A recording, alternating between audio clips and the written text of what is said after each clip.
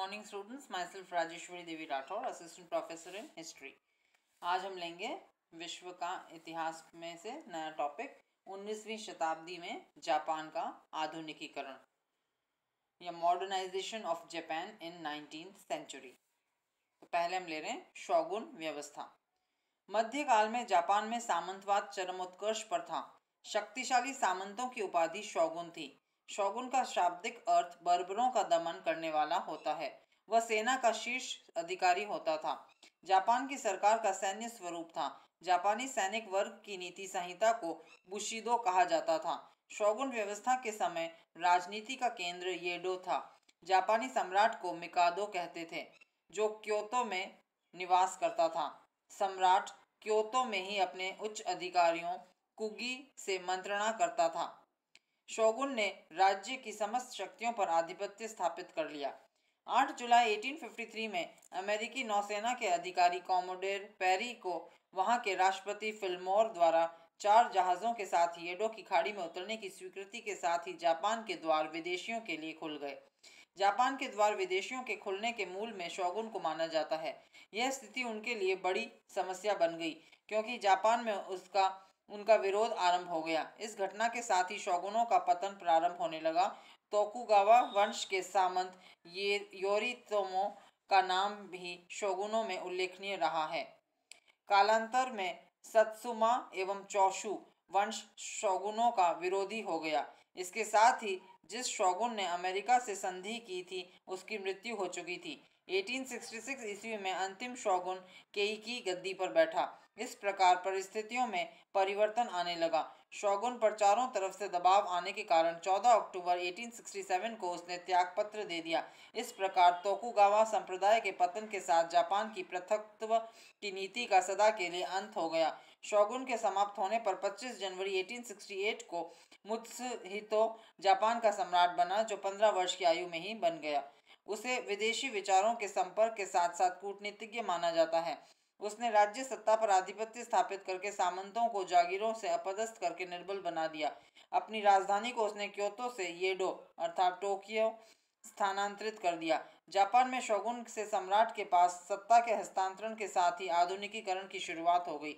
सम्राट ने मेइजी की उपाधि धारण की। मेइजी का आशय जागृत होता है। अब हम लेंगे मेइजी युग 25 जनवरी 1868 से 30 जुलाई 1912। शोगुन पद की समाप्ति तथा 1868 में सम्राट मुत्सुहितो द्वारा सत्ता संभालने को जापान के इतिहास में एक युगांतकारी घटना माना जाता है।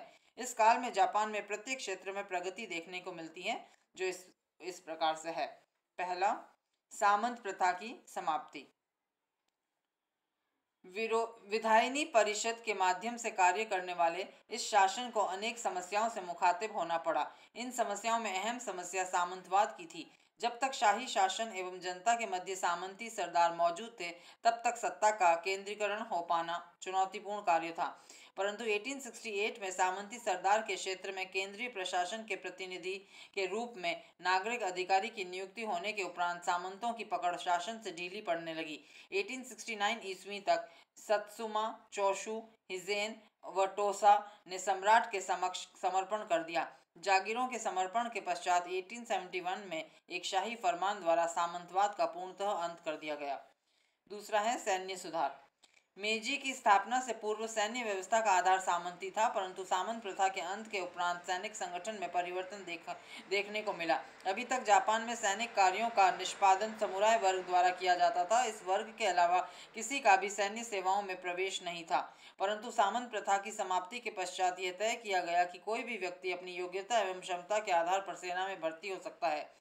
जापान में सैन्य सेवाओं का द्वार सभी के लिए खोल दिया गया तो सेना का स्वरूप राष्ट्रीय हो गया। 1872 में जापान में सैनिक सेवा को अनिवार्य कर दिया गया और इसके पश्चात जापान के नागरिकों को सैनिक शिक्षा प्राप्त करके निश्चित समय तक सैन्य सेवा में रहना आवश्यक हो गया। इस व्यवस्था का जापान में दूरगामी परिणाम सैनिकवाद के उदय के रूप में देखने को मिला।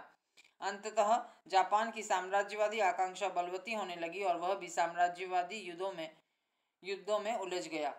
नेक्स्ट है थर्ड, औद्योगिक प्रगति। विदेशों से मशीनों एवं तकनीकों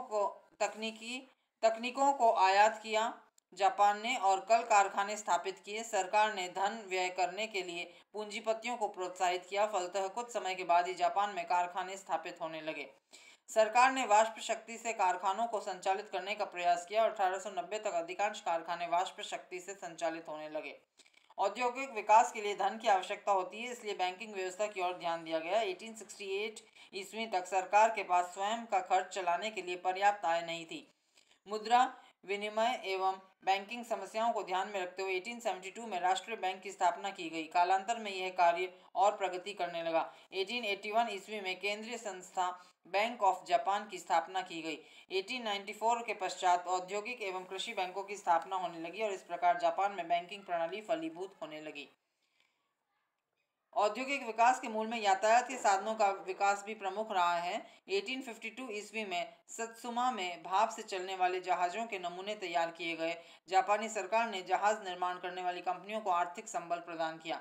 1872 में जापान में टोक्यो से योकोहामा के मध्य 19 मील की दूरी तक रेल लाइन बिछाकर रेल की शुरुआत की गई। यह कार्य निजी कंपनियों के सहयोग से संपन्न किया गया। कालांतर में रेलवे का राष्ट्रीयकरण कर दिया गया। मेजी शासन ने डाक एवं तार व्यवस्था को भी सुस्थापित किया। नेक्स्ट अगला पॉइंट है कृषि क्षेत्र में प्रगति। मेजी शासन के समय कृषकों को भूमि का स्वामी मानते हुए बेगार प्रथा को समाप्त कर दिया गया। भूमि कर अनाज के बदले नकद लिया जाने लगा। यह उपज का 25% निर्धारित किया गया। कृषि में सुधार करने के लिए पश्चिमी कृषि विशेषज्ञों की मदद ली गई।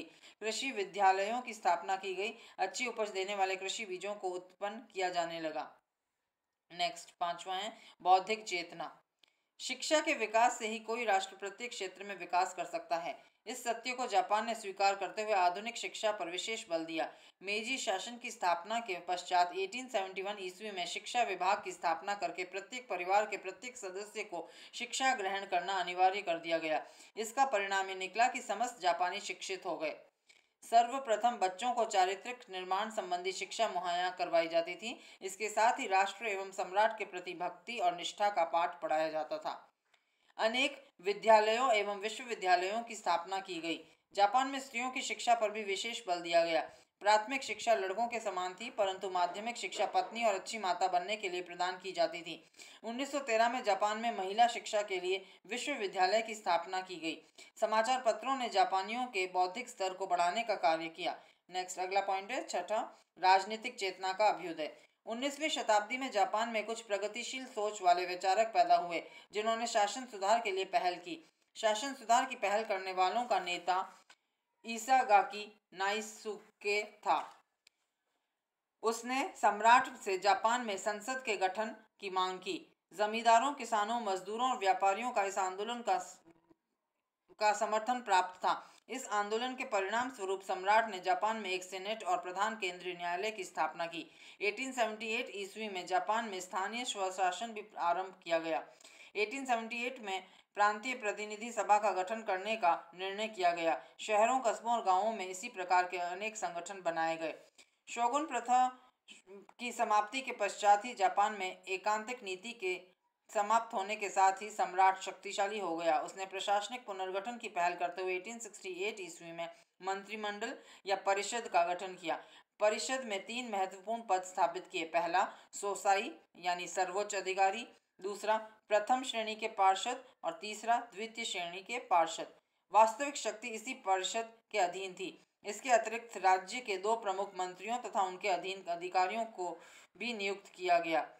ये मंत्री विधायिनी परिषद और दरबार में संवाद एवं समन्वय बनाए रखने का कार्य करते थे। इस व्यवस्था का ये परिणाम निकला कि शक्ति एक ही संगठन में केंद्रीकृत हो गई। नेक्स्ट 7th है नई विधि संहिता का निर्माण। प्राचीन कालीन जापान में प्रत्येक जागीर में अलग अलग रीति रिवाजों का प्रचलन था। सुधारवादी नेताओं ने विधि संहिता का निर्माण किया। कालांतर में दीवानी संहिता जर्मन लोगों के सहयोग से तैयार की गई। टोक्यो शाही विश्वविद्यालय के जर्मन विद्वान हर्मन राइंसलर को संविधान प्रारूप समिति का परामर्शदाता बनाया गया था। जिन शारीरिक दंडों को घृणित समझा गया उन्हें हटा दिया गया। ज्यूरी द्वारा अभियोगों की जांच पद्धति को भी अस्वीकार कर दिया गया। शिक्षित अथवा अच्छे आचरण वाले व्यक्ति को भी जीवन पर्यंत न्यायाधीश नियुक्त किया जाता था। अंततः 1890 ईस्वी में इस विधि संहिता को जापानी सम्राट ने स्वीकार कर लिया। नेक्स्ट पॉइंट है 8th मेजी संविधान का निर्माण। जापानी राजनीतिज्ञ श्री इतो ने नया संविधान बनाने का बीड़ा उठाया। विभिन्न पाश्चात्य देशों की यात्रा कर उन्होंने संविधानों का अध्ययन और आत्मसात कर 1883 में स्वदेश लौटकर संविधान निर्माण में जुट गए। अथक प्रयासों के बाद 500 वर्षों से संविधान का प्रारूप बनाया गया। देश की जनता की इच्छा एवं परिस्थितियों को ध्यान में रखते हुए 1888 में संविधान का प्रारूप बनकर तैयार हुआ और 1889 में लागू कर दिया गया। संविधान में जनता हितों को ध्यान में रखते हुए सम्राट को साम्राज्य का अधिपति बनाया गया। राज्य की समस्त कार्यकारी शक्तियां सम्राट में निहित की गईं। युद्ध तथा शांति की घोषणा का अधिकार भी सम्राट को दिया गया। सम्राट के हस्ताक्षर कर देने पर ही कोई कानून अंतिम माना जाएगा, ये घोषित किया गया। मंत्री परिषद और प्रीवी काउंसिल के माध्यम से सम्राट इन शक्तियों का प्रयोग कर सकता था। जापानी संविधान द्विसदनात्मक था। संविधान को डायट कहते थे। डायट में लॉर्ड सभा और लोकसभा नामक दो सदन थे। लॉर्ड सभा में राजवंश, बैरन, काउंट और कुलीनों का वर्चस्व था, परंतु लोकसभा जनता द्वारा निर्वाचित सदस्यों का सदन था। संसद का वार्षिक अधिवेशन बुलाया जाता था। मताधिकार संपत्ति के आधार पर मिलता था। बजट के अनुमोदन एवं नए करों को लगाने के लिए संसद की स्वीकृति आवश्यक थी। संसद द्वारा पारित किसी भी कानून को सम्राट द्वारा स्थगित किया जा सकता था। नेक्स्ट है 9th पॉइंट, जापान में शिंतो धर्म की पुनर्स्थापना। मेजी काल में जापानियों में बदलाव देखा गया, परंतु उनका बौद्धिक एवं सांस्कृतिक आधार जापानी आदर्शों में ही निहित था। मुत्सुहितो ने सम्राट बनते ही जापानी प्राचीन धर्म शिंतो को पुनर्स्थापित किया, जिससे लोगों में नवीन शक्ति का संचार हुआ। शिंतो धर्म को राजकीय धर्म घोषित कर दिया गया। 19वीं शताब्दी के उत्तरार्ध में जापान में ईसाई धर्म के प्रचार को प्रोत्साहन मिला। 1889 ईस्वी में संविधान में धर्मनिरपेक्षता का सिद्धांत स्वीकार कर लिया गया। जापान में बौद्ध धर्म का भी बोलबाला रहा है। अब है समीक्षा या कंक्लूजन। शोगुन व्यवस्था के अंत और मेजी की पुनर्स्थापना ने यह एहसास करा दिया कि जापान अपने को महाशक्ति के रूप में परिवर्तित करके ही अपनी अभिलाषा को पूरा कर सकता है। जापान में प्रत्येक क्षेत्र यानी राजनीतिक, औद्योगिक, धार्मिक और शिक्षा में परिवर्तन देखने को मिलते हैं। जापान के आधुनिकीकरण ने उसकी विदेश नीति का निर्धारण किया। तो ये था 19वीं शताब्दी में जापान का आधुनिकीकरण।